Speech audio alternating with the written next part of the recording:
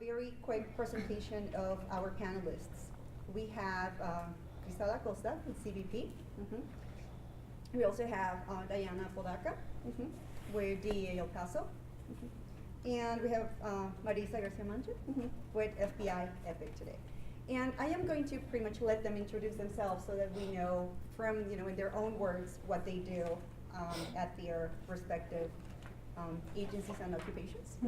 So I guess the first question that we have for you is, please let us know where you're from, because one other aspect of this presentation was precisely to know what local women were doing in the security agencies. And please provide a very short description of what you do at work. Do you want to start? Well, my name is Gabriella Acosta. I am a field intelligence agent for Border Patrol. I was born here in El Paso and raised on both sides of the border. And my job pretty much is like the one of an analyst, right? We are in charge of everything that happens right here on the border. My name is Diana Podaca. I'm a special agent with the Drug Enforcement Administration. I basically work with a team of agents, analysts.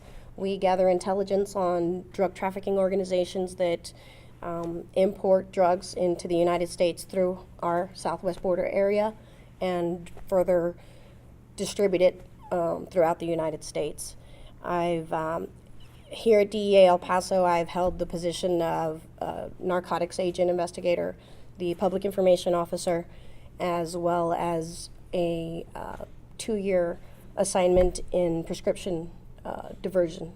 And now I'm back in enforcement working drug cases again.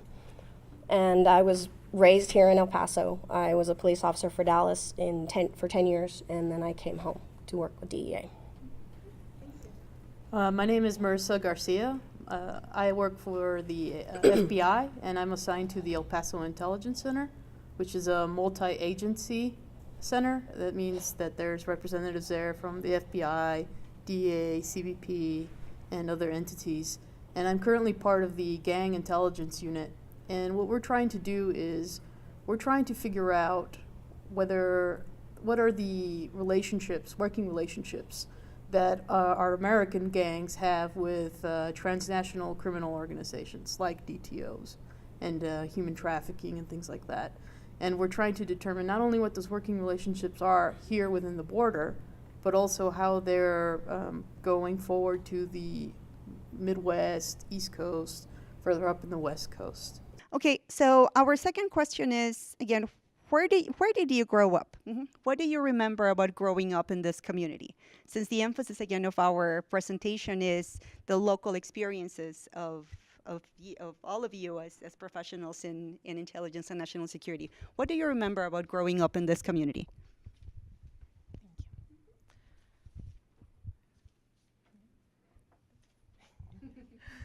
I grew up right here on Porfirio Diaz, so that was very close. I remember playing in that park that is right here next to the 7-Eleven. And so before that, the fence and everything that was there before, I used to see, the people crossing the border and running across the highway and running in pretty much our backyard. So to me, it was pretty interesting to see the Border Patrol in action back then. I used to see the Jeep, the dogs, everybody. And to my understanding, now I know that there's a tunnel right in the corner where I used to live. So to me, it was always very interesting because it was always busy, right? And especially now that is exactly what I do, the human trafficking unit. So to me, to know everything that happens in the border exactly right where I grew up, to me is eye-opening. All those things that I didn't know were happening in my backyard. So to me, it was very interesting, and that's kind of what led me into what I do right now. I grew up here in El Paso. I had a pretty humble upbringing. I was one of 5 children with a single mother, and the same also is that I moved away to be a police officer, and I saw a lot more racial tensions than what I grew up with here at home. And also with the drug trafficking and what I know now, how prevalent it is here versus when I grew up and had no idea what was going on. I'm also from El Paso. I'm from the east side. I think what I got growing up here was really understanding the two cultures, the American culture and the Mexican culture. My parents both immigrated here from Mexico. I think one of the special attributes we have when we're from the border is we understand that it's not like the movies. I'll give you a personal story to show that. I recently went to Washington, D.C., and I got to meet someone who was with the FBI who works terrorism, not the criminal side. And when I told her I was from El Paso, she asked me what it was like, with the caveat that she had seen Sicario. And I tried to explain that, even though there is a lot of violence in our neighbor country, here it's very different. It's not Sicario. So I think that's one of the privileges I got with growing up in the border, that you get to see the two sides of the coin of a very sometimes violent environment where when here we're in relative safety. I think I can you get my... Thank you. And this is something that we have actually discussed in class quite often, right? On how that tunnel in Sicario really can't be built. So if you watch the movie and if you're wondering if that is actually the case, sorry to tell you they are not. They don't go for miles and miles and miles. So I think that the following question is, do you have a particular role model? Was there somebody in your life, when we think about those of us who made it, to college or who already have certain occupations, there was somebody in our families, right, that perhaps a family member or a professor, somebody that we got to meet at school or at church that inspired us to follow our, in a way, in a sense, our dreams, what we wanted to do. Can you think of somebody like that in your lives that pushed you into, or that supported your decision to go into your career?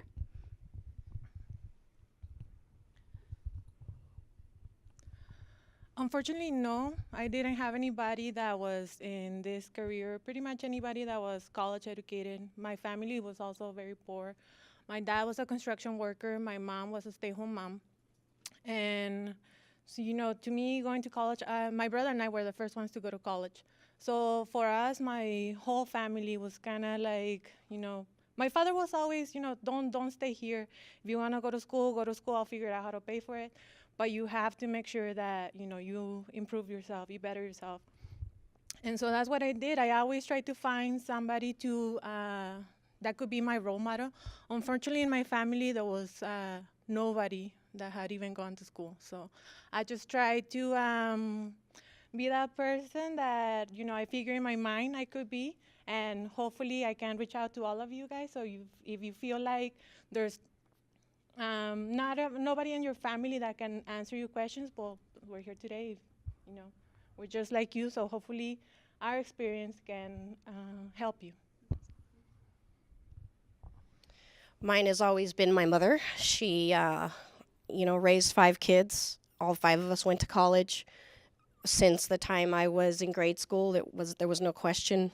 I'm pretty sure she had no idea how we were going to pay for it, but I didn't know that there was anything different. When the next step was college, and all 5 of us went to college. There's 2 PhDs in my family. I'm not one of them, but there was no question that we were going to go to school and that there was going to be a way to do it. And like I said, she raised all 5 of us, kept us all out of trouble, had very strict rules. I didn't appreciate them back then, but now I know why. And she's still going to this day. She's part of the reason that I'm still here is because obviously where your family is where you want to be. But without her help with my career and our work hours, I couldn't do it without her. She's still going, and she's still helping me with my family. I would also say personally, my parents played a big piece in my development. My parents both come from large families with many, many siblings, and they had to very early on learn the importance of balancing their personal responsibilities with the responsibilities of supporting all those siblings and consequently some of the children of their siblings. That's one of the most important things you can learn in life, especially if you're going to pursue this type of work. It's balancing your responsibilities, professional and personal. And also, especially from my mother and my maternal grandmother, empathy for others. It's very important. Sometimes especially if you pursue the criminal branch of this work, it's very easy to lose sight of the fact that you're targeting other human beings. And if you keep in mind that they're human beings, that there's a backstory to why they're doing things, it allows you to be that much better of an analyst. Because if there's anything in this line of work, it's not black and white. There is a lot of gray, and empathy is very important in recognizing that. And professionally, I would say if you enter this line of work, your peers are going to be some of your role models, because intelligence work brings in a lot of different personalities, a lot of different backgrounds, and you learn other skills that you don't initially have from your peers.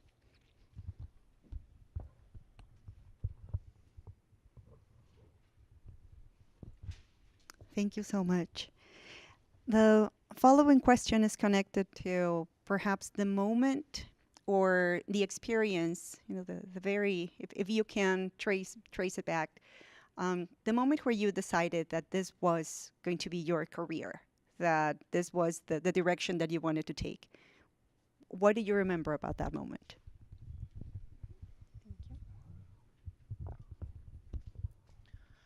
Well, like I mentioned before, just watching the Border Patrol back then, it used to look like a lot of fun. So I always figured that I would be a Border Patrol agent or a police officer, right?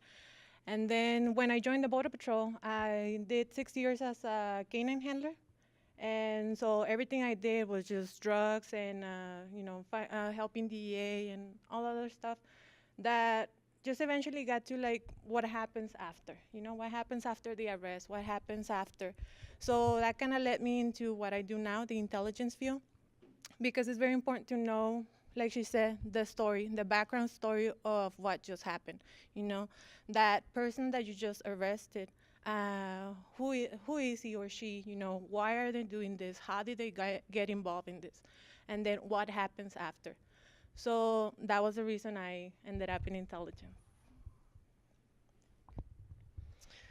For me, I was about 6 years old and decided I wanted to go into a career of law enforcement. And I have no role model or family member who did that. My mother was a secretary and my father was in sales. So I don't know where it came from, but I decided I wanted to go into law enforcement. I went, like I said, to be a police officer, but while I was there, I wanted something a little more, and which is why I applied to a couple of federal agencies, and then for family reasons chose DEA. So, but other than, you want to go into the field in the first place for helping people and to work in the community where you are. That's pretty much the reason I chose my field. When I decided that I wanted to enter this line of work, it's when I was in graduate school, much like all of you here. The reason I decided in graduate school is because originally as an undergrad, I pursued a business degree. And it became pretty obvious after about a year of searching for work that I wasn't going to make it in the business field. So I came into graduate school. I originally came as a poli-sci major, and then I switched over to national security studies. And while I was a national security studies student, I got to take a trip to DC to meet with representatives from several different intelligence agencies. And when they were describing their work to me, that's when I figured out that that's what I wanted to do, compared to, a teaching or diplomatic work. It's really where it hit me.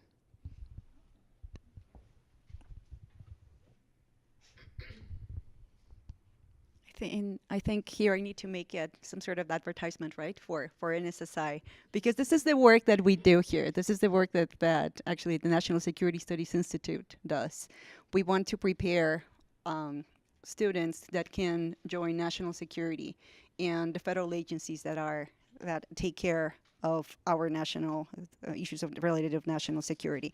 So keep hanging out, with all of us. We have a lot of opportunities in NSSI to strengthen and to that can inspire you to go into this line of work and these careers. Usually when we are, as women, sometimes we're expected to follow specific lines of work, right?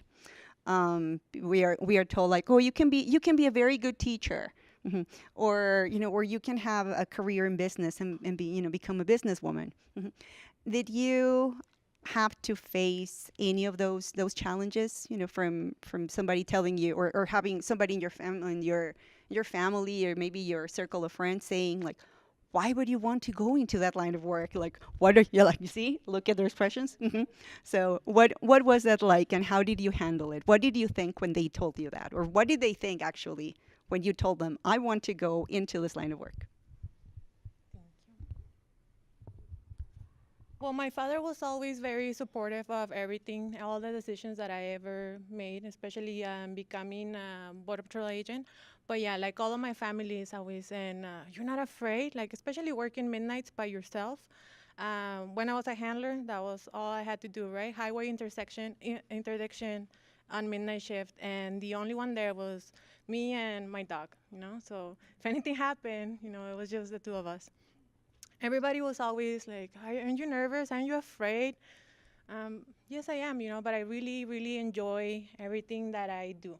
Like I think because this is my community, I feel like I'm actually making a difference here in my neighborhood, in your neighborhood, right? And so my family was always supportive, but us Mexicans, and like, why don't you get married? And why do you have children? And, why are you carrying a weapon? But, like, I really, really enjoy it. So don't get discouraged. People are always going to have opinions, but what matters is that you do something that you really enjoy, Like I said, everybody's going to think, you're a girl, you should be doing this or you should be doing that. But I just want you to know that everything is possible, okay? So don't think that because you're a girl or you're petite or you're not gonna be able to handle yourself in a stressful situation. You will, okay? And also, I guess girls, well, back then there used to be a camp called Girls Can Camp, which I was lucky enough to be an advisor for. So, I see a lot of girls that have that interest and that curiosity of what happens, what is this job really like? So it was always very interesting to see, girls, because I remember I was little, I was like maybe 6 or 7 years old, and I was always wondering, what is it like to do that kind of job? So if you ever find something that, you're interested in, but you don't know anybody that might be in the field, just ask questions. More than likely, somebody knows somebody, and that person can guide you, okay? So don't be afraid of, pursuing something that you're interested in. Well, when I let my mother know that I was going to go into, well, first it was to be a police officer. She was pretty much devastated, and my grandmother was angry with me, and pretty much almost didn't say goodbye when I left. And then I had relatives, others who, of course, would ask, why would I want to do that? Why would I want to get into that? But it's pretty much, if you don't do the career that you want to do, you're not going to be happy. You can't do a job that you don't like. And so, as you can see, everyone is capable. It's pretty much if you want to do it. If you're going to fail, it's in you, in your head, if you don't do the job, whether you're male or female. So pretty much if you go into a field that you don't want to go to, or if you don't work because you're told you shouldn't work, you're always going to be unhappy. And so basically, it's up to you. And like she said, I'm sure all three of us, we can be contacted whenever. We've had people come to the office shown them around, and they can see what it's like. And there's also, we probably have the most females here in El Paso, agent-wise, than we've ever had. When I first got here, there was about 1 or 2 of us. And now it's, could be a couple in each group. Well, early on, my mother and father knew not to expect the typical from me, because when I was about 10, I told them flat out I was never going to marry or have a family, so they knew I wasn't going to go that route. And I can't really tell you why I told them that at 10. But when I told them that this is what I wanted to pursue, they were very supportive. The doubts actually came after I started working, because they would start seeing things on the news or read about things in the paper, and they would get worried about how maybe they would find out I was an analyst that worked on something. And I tried to dissuade them of that. And really, I think the best option for me and to try and get rid of those doubts was to just really sit them down and talk to them about why this was important for me, about why I enjoyed it.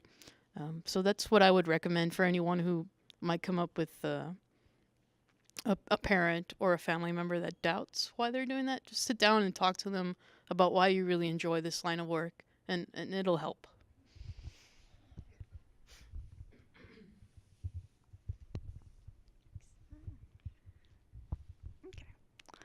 So we go from family to your, perhaps this is not, I keep thinking, listening to our speakers, I keep thinking, like, is there even like a regular day at the office?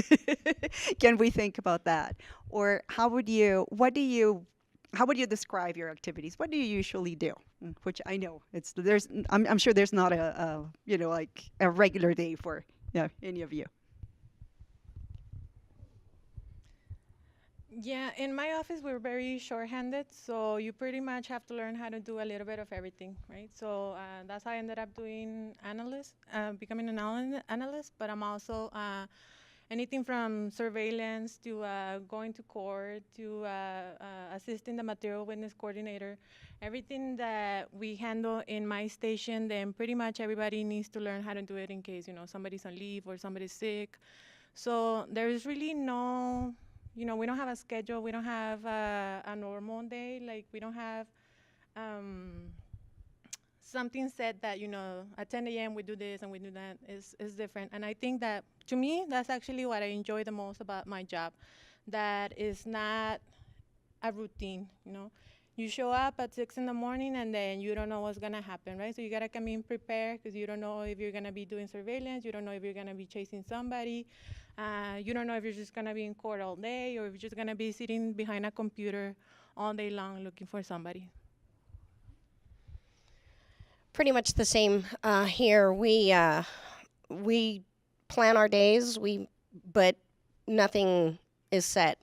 Everything we do has to be memorialized in reports. So there's a lot of report writing, but those reports translate into affidavits prepared for court, and we eventually have to testify.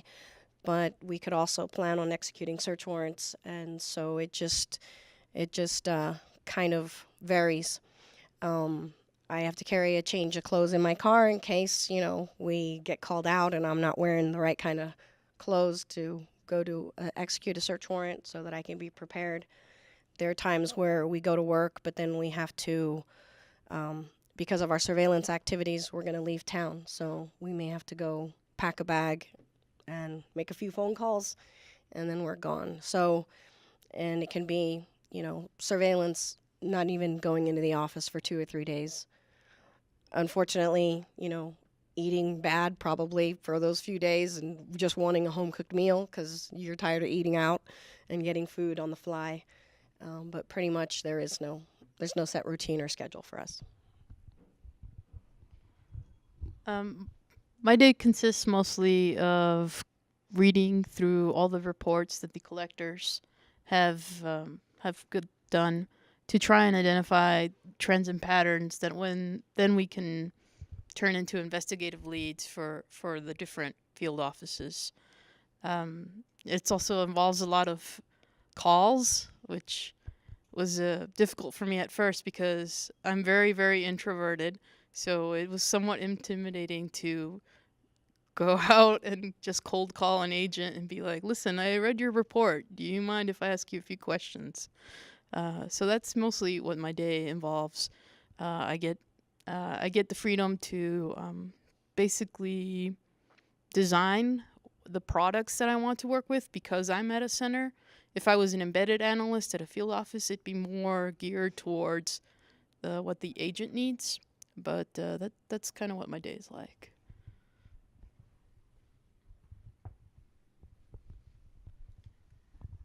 Now you see why I torture you with writing? Yeah. Just think about that. Okay.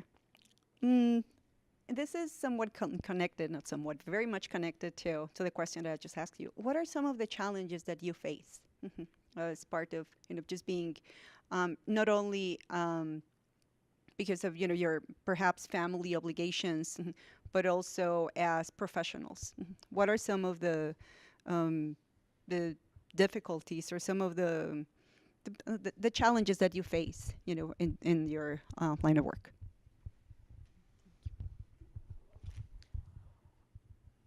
Well, I don't have any children, right? So the family-wise is not that difficult. But I am a student here. I'm a graduate student. So, keeping up with long hours at work and doing all this stuff that happens over there. And then as soon as I get off of work, I gotta, switch the CD, and suddenly I am a student and I need to start paying attention and ask questions and like all those things that, when I am at work, I'm not allowed to, I don't have time to think what was going on here in school. And when I'm in school, I try not to think about what's going on at work, but sometimes it's difficult. You're still getting phone calls and people asking you questions and all that kind of stuff. But I think, the challenges, it doesn't matter what career you're in, as long as you, enjoy what you do and believe in that you're making a difference, I think everything you can overcome. Definitely, there's a work-life balance challenge with what I do, and making sure that the needs are met at home, as well as making sure that you complete everything that you need to at work and keeping up with the tasks. Some weeks I wonder how I made it through that week and made everything happen. Last week was one of those, and school's very different than when we went to school. I think it was for me. I think my children have more homework than I've had my whole years growing up before college already at their ages. So it's a lot of trying to make sure that we give them the time they need, because at 6, 7, 8 o'clock at night, their little minds are done. So when our work hours extend past that, it's hard. At work, there are challenges, I'm sure, as with any profession, with just people's different characters and everybody getting along. There's also interagency crossovers. So we might be working an investigation. FBI might also be working a target. And then HSI might also be working that same one. And usually at the agent level, we can make it work out. But then when it's going to go to prosecutions, it's which agency is going to not receive the credit, but for lack of better words, receive the credit. There are statistics. We do need to answer to Congress. Each agency answers. So each agency wants to say what they do. And, that can get tricky. That luckily is way above my head, and I just work the investigation, and I let, the others, the more senior assistant special agents in charge and special agents in charge deal with that. But there is, those politics can weigh down on you, and they can be frustrating. But again, there's also whether a case goes to the state courts or federal courts. Obviously, we're federal agencies, so we want to see our cases go federal. But sometimes the U.S. Attorney's Office doesn't think it meets their criteria, So then we would go to the state and ask them if they would prosecute it. So those things can also weigh down on you. I've been with DEA for 13 years. I was a police officer for 10. So I just try not to, that's not my job. My job is to bring the best case possible and present it and let the prosecutions go, with the people that's their profession. So I just bring the best work I can, memorializing each event and everything that happened, and then let those people work out those politics, and I just do my job the best I can. So, and there's many difficult, I think the personalities can also be very difficult, but it's something you learn to kind of deal with. And I think the people that learn to deal with it the best are the people that have the least confrontations with different people in their offices and, maybe enjoy their job more. Yeah, I would have to agree with my colleagues. Like I said earlier, Intel attracts all sorts of personalities, and that can be a good thing, but it can also come back and kick you in the butt because, for example, I have had very extroverted bosses, and as an introvert, they think I'm quiet because, I don't know, some nefarious reason. So at times there's that clash. And also with your colleagues, there's sometimes they feel very strongly about their viewpoint, especially other analysts. And so when you try to tell them that there might be another line of thinking, they can take it very personally. And that can cause a lot of problems with your colleagues. But I think, like the others were saying, if you just sit down, give yourself a minute to cool off, and then try again in a calmer voice to talk to the different personalities that surround you, I think you can get things done. So that's really, I think, how to deal with that challenge. It's give yourself some time to collect yourself, to remain calm, and then approach again. And in terms of how it affects your personal life, I'd say one of the biggest challenges for me was when I first started working. My parents were I live with my parents and my sister and her 2 children. They were very used to me coming home and talking about my day when I was a student or when I had other jobs before this one. And when I started this job, I kind of closed myself off a little bit because, 1, you can't really talk about some of the things you do at work. And 2, you just don't want to talk about those things sometimes. Sometimes you see things that really affect you. Excuse me. And you don't really want to share it with anyone. I'm sorry. So that was difficult for them to accept, and it caused some tension. But again, I would go off, I'd collect myself, and then I'd talk to him about, about why I couldn't share this with them. So yeah, communication is the key to facing a lot of these challenges.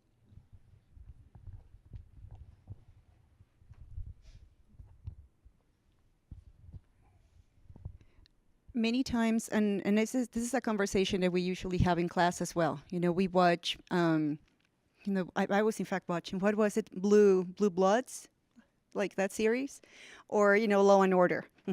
And having worked as a criminal investigator for 7 years myself, sometimes I would look back at that like if it were just that easy, right? Because it looks, a case gets resolved in 45 minutes, and that is not including the all of the ads, and it looks like nothing happens, right? Like it says right there. But as you can see, many of the line of duty of our presenters is challenging, and it carries a lot of emotional labor.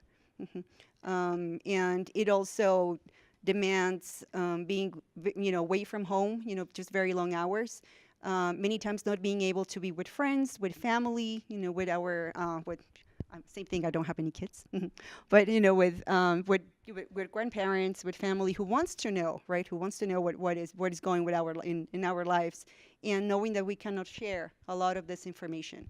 So something that to consider as well. The following question is very much connected to the border. And the three of you have already, in a sense, spoken about the experience of growing up on the border. But is there how, in you know, having in the case of all three of you, having experienced, you know, having left, you know, El Paso and then coming back, looking back at that experience of leaving and coming back, how do you think being from the borderlands, being from the border, has informed or better prepared you to do the job that you do?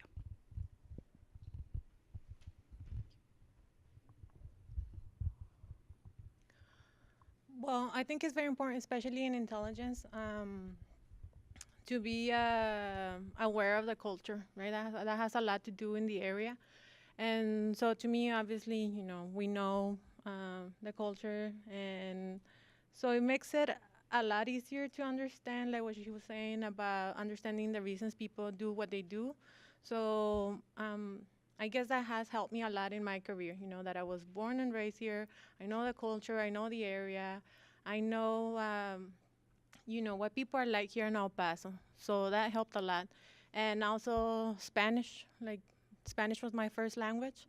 And if you're like most people here in El Paso, kinda your parents talk to you in Spanish, I suggest you practice, because that has been the most helpful tool in my career, Spanish. Before beginning my career, I was able to go back and forth to Mexico and here. We went to the doctor in Mexico. I got my braces done in Mexico, and haircuts, everything. You know, we used to go to dinner, and so it was nice to see and learn about both being on both sides and coming back and forth. I went to Dallas to be a police officer, and I could still go back and forth, and as well as the time while I was an agent up until about 2007 when the violence rose. We pretty much, you can go over if you'd like to, but it isn't recommended. And that's disappointing in the sense that, you know, I loved coming back and forth. My mom she immigrated from Mexico, so she misses being over there also. But it did give me a perspective of the way the culture is and the way things are. People may deal only in cash coming from Mexico and coming into the United States, not having credit cards from here. And so to us, that to me would not look suspicious if I were working an investigation. Just the fact that somebody is dealing in lots of cash, where, you know, other agents, and it has happened where we've had to explain to them that that is not really that big of a deal, and they don't understand, because most of us don't go around using cash. We use our credit cards or we write checks. So we kind of had to explain that to them and how that, you know, is possible here. And so in that sense, it's helped me with my work. It also, obviously, I grew up here, and, you know, I know that there's people here that are very good, many people here, most people here that are very good people that are not involved in any illegal activities, and people that aren't from here, they're, well, like you know, had to explain how it's not that bad here. You know, they don't really know the culture, and they don't know, they're just suspicious. And so that's helped me in my career and personally.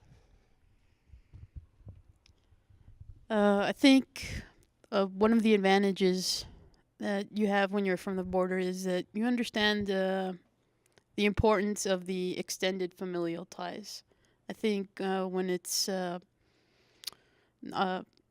non-Hispanic cultures, you know, they regard their aunts and uncles and everything, but I don't know if in those cultures aunts, uncles, cousins play such an important role in when you're growing up and who you communicate with.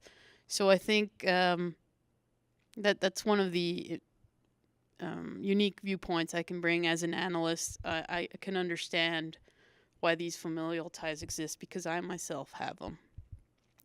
Also, just like they were saying, how fluid the movement of people is in the border, and it's not always for criminal purposes.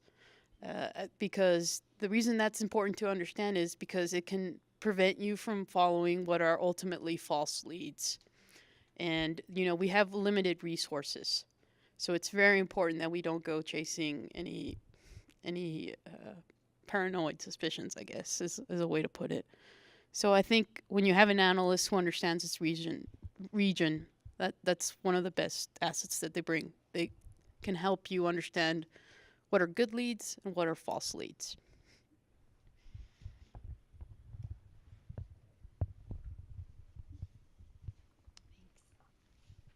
Okay. So moving, I guess, or looking onward, where are you going? Where do you think you're going in your careers? How do you envision your future?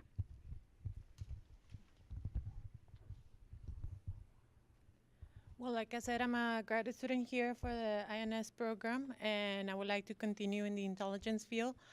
Um, the Border Patrol has a lot of options for you.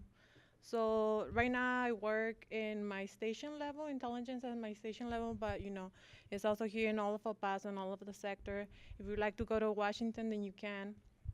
In my case, in the meantime, while I finish school, I would like to continue in the intelligence field right here in the sector, and then eventually, hopefully, move on to the FBI. For me, in about 2 to 3 years, there's a most likely move to Washington, D.C., where I will have to go to headquarters. And I have put in for promotion, so hopefully that's also involved there, which would be a group supervisor. And then the next position would be an assistant special agent in charge. But pretty much I plan to stay with the agency. Like I said, I've been here for 13 years, and we have a mandatory retirement of 57, which is quite young. So usually most of us look for a second career still in this field, just kind of with some of the ties that we might have working our jobs. Sometimes we move over to analysts, but we do have that mandatory retirement. So I do hope when we do go to Washington, I want to do our required 2 years, and then I do not think I'd like to stay there because I do like a community that is smaller, the commute smaller. I lived in Dallas where the commute was 45 minutes each way with no traffic. So you add any little traffic in there, and to me, that's only time away from your family. So I'd like to stay in the border, preferably Texas. I'd like to move away from the multi-agency center and go to a field office. I started off in a multi-agency center. I've been there 6 years. And although it's very fulfilling work, you can make more of an impact at the field office because you work every day with the agents. At the center, I occasionally talk to the agents, and it's usually through the phone. So the impact I can have as an analyst is somewhat limited. As far as the FBI, what the FBI offers, if you're very ambitious and want to affect the policy of the agency itself, you can definitely, as an analyst, go all the way to headquarters and make your mark there. But if you're interested in just investigative work and assisting, I would say the field office is the best option, and that's why I want to go there.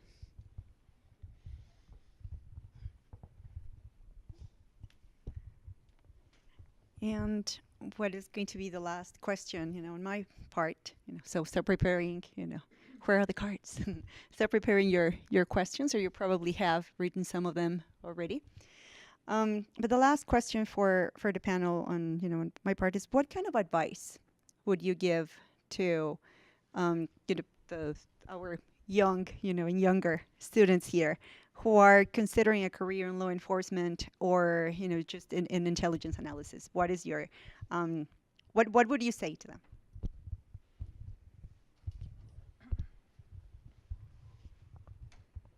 think the most important thing is to be informed, be aware of, what is it that you want to do and start asking the right questions so that they can lead you to what it is that you want to do.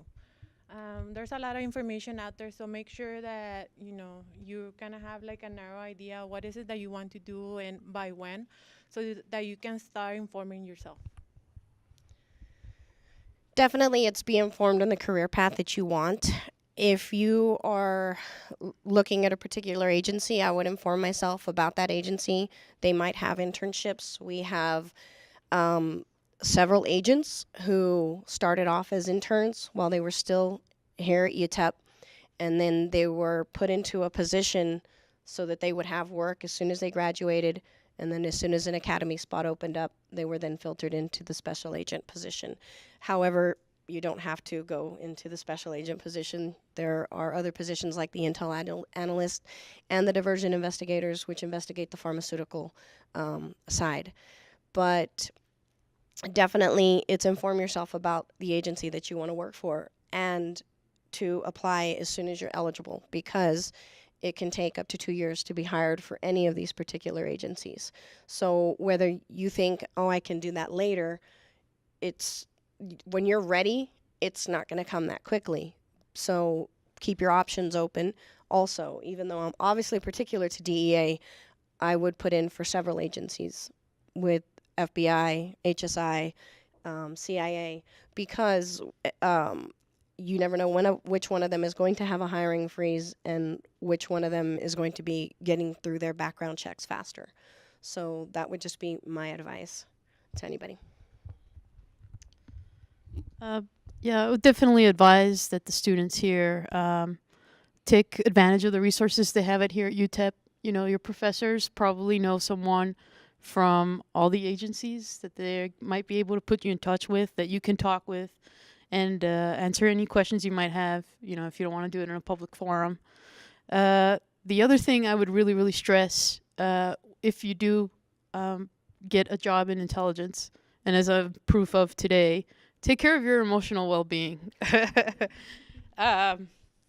It's really stressful, and see, take care of your emotional well-being, because that's one of the first things that you're going to get tested on, because you can't really talk to people like you used to in other jobs.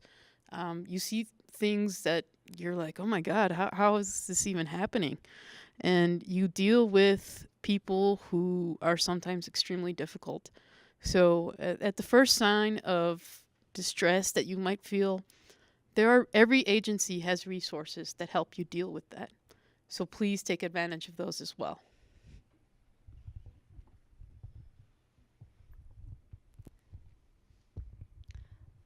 Well, we really want to thank you for having taken the time to answer our questions. So let's just give them a big, round of applause. Thank you. Thank you again so much for being here. So I guess now we turn to questions. So if you have a question, you have to come right here to this white X right here, because you are, well, not live online right now, but you will be. So who wants to, any questions? Same thing, just come right here. Just, we want to say your name. Good afternoon. My name is Matthew Zarzua. I'm currently a student here at the university. And my question is for you ladies, in the line of work that you guys do and interact with a lot of criminal activity, whether if it's working on the border, waiting for prosecution in court, or gathering intelligence on individuals, do you ever worry about your identity being exposed and being out there?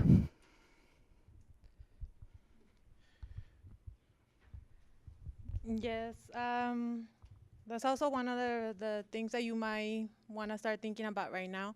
Everybody loves to overshare on social media, and so you might want to be aware of those things. Your family. I hardly ever mention my family on anywhere, pretty much, because you never know who's watching. You don't know if somebody, just like you're gathering intelligence on the bad guys are gathering intelligence on you, So just be aware that if you have a strong online presence, somebody that is looking for you might actually be able to find you.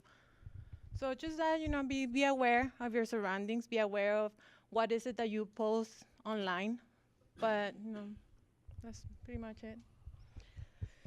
Yeah, of course, we're always concerned. There is definitely, with us, we're already, most of us are trained that our social media accounts can be used against us in court. So we're always, most of us should be anyway, careful about what we post anyway. And then, of course, the security and the permissions with those. But it's, I don't know, it's almost impossible to not be found because of if locations where you get mail are then posted into databases.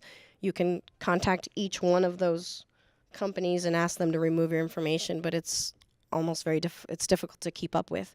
So basically, I think the most important thing is to keep aware of your surroundings and watching, the people around you.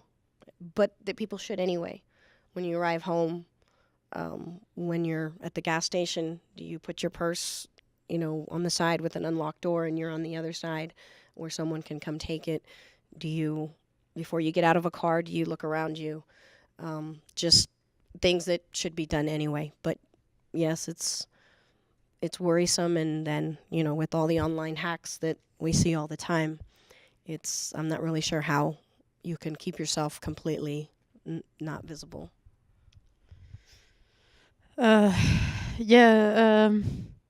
used to be a concern of mine until, like she said, we got hacked. And so I know my name is out there. So I would just advise that, if that really is a real fear you have, that it's one thing you're going to have to tackle before you even apply. Because more than likely your identity will get out there somehow, either through a hack or because a family member or a friend just absently commented about you. So that's one of the things you're going to have to face, that you're probably going to be out, your name's probably going to be out there. But like they've said, you can safeguard yourself. You can be aware of what you're posting and just be aware.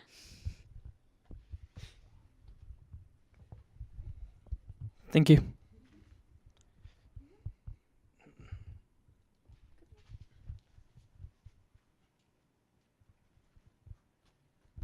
Hello, everybody. My name is Diego Castillo, and I'm currently a student here at UTEP. My question to you, ladies, is when pursuing your career, were you ever judged because of your culture or background?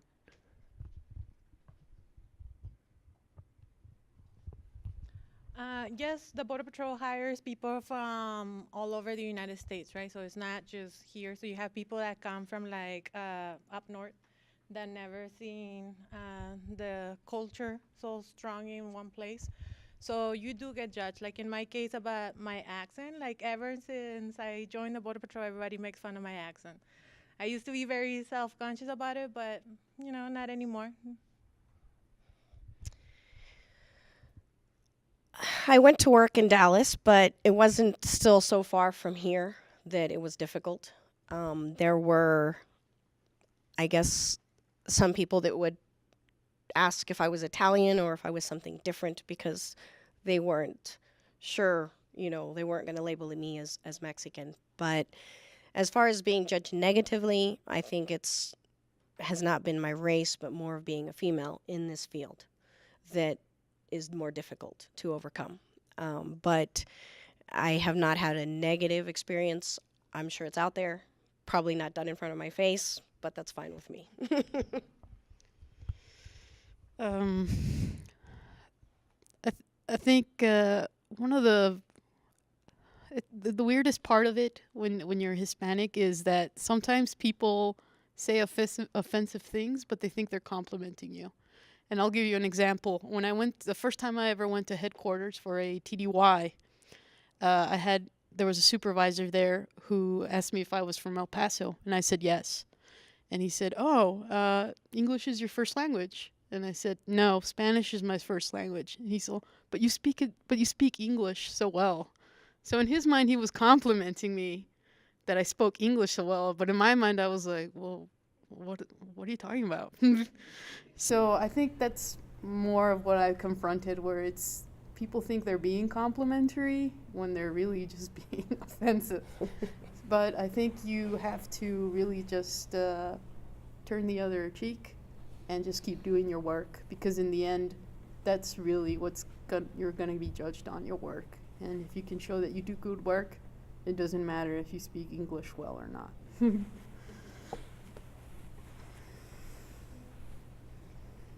you.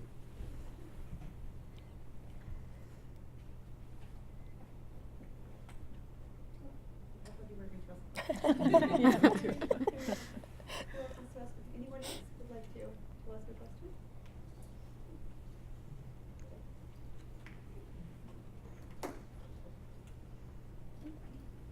My name is Michelle Barado. I'm a student here. First, it's an honor to be able to listen to you and your experiences.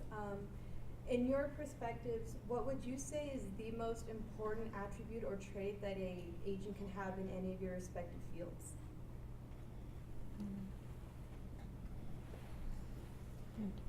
Well, I think that's a very good question, because I think, like what she was saying, that all different personalities and everybody brings something different to the team, right? So everybody's good at something. Like in my unit, I'm the only one that speaks fluent Spanish, right? We have another guy that is really good in computers, and we have other person that is really good with law. So you gotta find something that you're good at and work on it, you know. Become really strong on what is it that you believe, that you think that you're good at it, and then, you know, make sure that you spread that everywhere where you are. Somebody's gonna take advantage, somebody's gonna benefit from what you can offer, independently of, you know, what it is. I think treating people with respect and remembering that they're a human being no matter who they are. So from my career as a police officer to having to deal with the public, to having to deal with your coworkers. Just, you know, treating everybody that you deal with respect goes a long way. And I'm not talking about your equals in the field, people that are higher up the chain than you, or even the people that are helping you, from the maintenance workers to the special agent in charge, to a homeless guy on the street, to, you know, a citizen who had their house broken into. You treat everybody like they're a human being and with respect, and it goes a long way. Being a female, you know, I wasn't going to fight everybody who I needed to arrest and win. So really it's how you talk to people and let, you know, and basically talk to them and let them know that this is what has to happen and how are we going to get through this problem that we have. So for me, that's gone a long way. I would say the most important skill is being able to listen, and it's a very underrated skill. We have a lot of talkers in our field, people who just like to blah, blah, blah, blah, blah. So it's very rare that you get someone who just likes to listen. And that's important because you figure out how to deal with people and situations when you listen. So I would say definitely listening skills are something that's really key.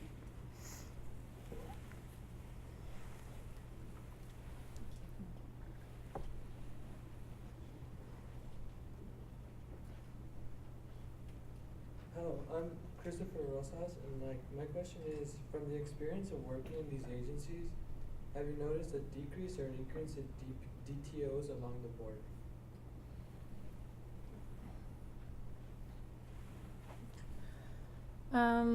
That's kind of hard to tell because they're always moving, you know, like we have the cartels on the Mexican side that they have their own organization and everything that happens with them.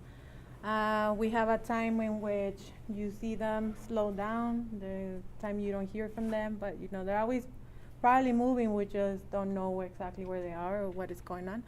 But there's been a lot of changes with, and I'm pretty sure you know more about that, when they caught El Chapo and everything that is going on, you know, the reorganization on the Mexican side of the drug trafficking organizations? I think it's difficult to say whether there's an increase or a decrease because as far as the drugs that are seized, you don't know whether they're an independent trafficker or they're in an organization. And, you know, some are forthcoming, some are the people that you arrest, and some are not, you know, don't want to give details. So I don't know that we can really say whether there's more or less than there are. There's just, unfortunately, they're still there. I would say that from my perspective, the question really isn't is there an increase or a decrease, is why is there so much splintering? I think a lot of these large organizations, because of arrests and because of disagreements between the criminals themselves, there's a lot of splintering. And the reason why that's difficult is because, you know, when there's a large organization, it's a lot easier to collect intel on large organizations. But when it splinters into all these little small cells, it's hard to place resources and sources that could then tell us what's really going on within that cell. So they become that much more dangerous. Thank you.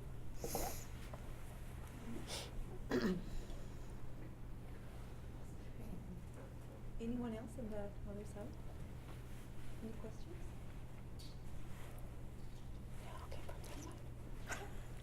Well, I want to once again thank you for being here, for taking time from work, to come and join us. It was such a delight, I think, for all of us to have you here and to learn from you, from the work that you do. And we're also very grateful, of course, for all the work that you do with your respective agencies. So thank you for joining us. Yeah. Thank you.